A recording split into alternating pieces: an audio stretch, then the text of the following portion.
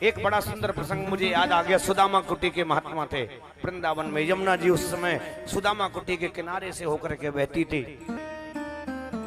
अब महाराज जी के पास दुनिया भर का सब चढ़ावा आए, हीरे जवाहरात मोती रत्न भोजन सामग्री सब आए, और महाराज जी उठाएं और जमुना जी में फेंक दें, उठाएं और जमुना जी में फेंक दें। भक्त बोले बाबा इतना सब अन्न धन सब जमुना जी में फेंक देते हो, कुछ सदुपयोग किया जाए। अबे क्या सदुपयोग करोगे? कि महाराज हम अन्न क्षेत्र चलाना चाहते हैं, कोई साधु महात्मा जो भी आए उनको हम भोजन कराएंगे। बाबा बोले देखो तुम कह तो रहे हो पर करना इतना आसान नहीं है, करना आसान नहीं है, कहना आसान है। नहीं नहीं महाराज हम कर लेंगे, कर लेंगे तो देख लो।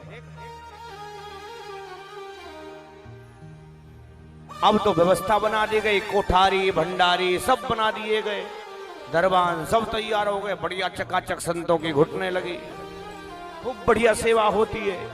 अब एक दिन क्या हुआ, रात्रि में एक महात्मा बड़ी दूर से पैदल भूखे प्यासे, जंगल था, जंगल में चले आ रहे थे। इतनी स्थिति खराब हो गई उनकी कि अगर जल ना मिले तो प्राण निकल जाए। द्वारपाल के पास पहुंचे, कहा भैया हमें कुछ भोजन पानी दिया जाए, प्राण निकलने की स्थिति में। कहा बाबा अंदर जाओ। अंदर गए, जो भंडारी था वो सो रहा था। अब भंडारी को बाबा ने जगाया, भैया कुछ खिला दे, खाने को दे दे। अब भंडारी तो भयंकर नींद में। अब जैसे ही और 2-3 बार जगाया, भंडारी को क्रोध आ गया। भंडारी हमारा कपाल खा लो, हमारा कपाल खा लो। अब इतने में तो कोई बेचारे ने पानी वानी ढूंढ के अपना पिया और बाबा सो गया। सुबह उठे तो सब उठा करके बाबा जी ने फेंक दिया जमुना जी में। लोगों ने कहा क्या कर रहे हो प्रभु, सब फेंक रहे हो? कहा देखो मैंने तुमसे कहा था तुम सेवा नहीं कर पाओगे, अपराधी बन जाओगे।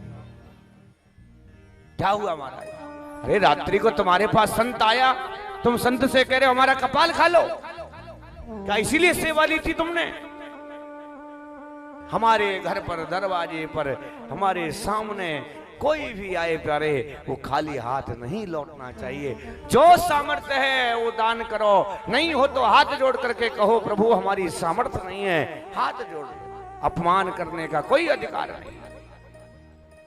आज भगवान भी उन गोपियों को अपनी शरण में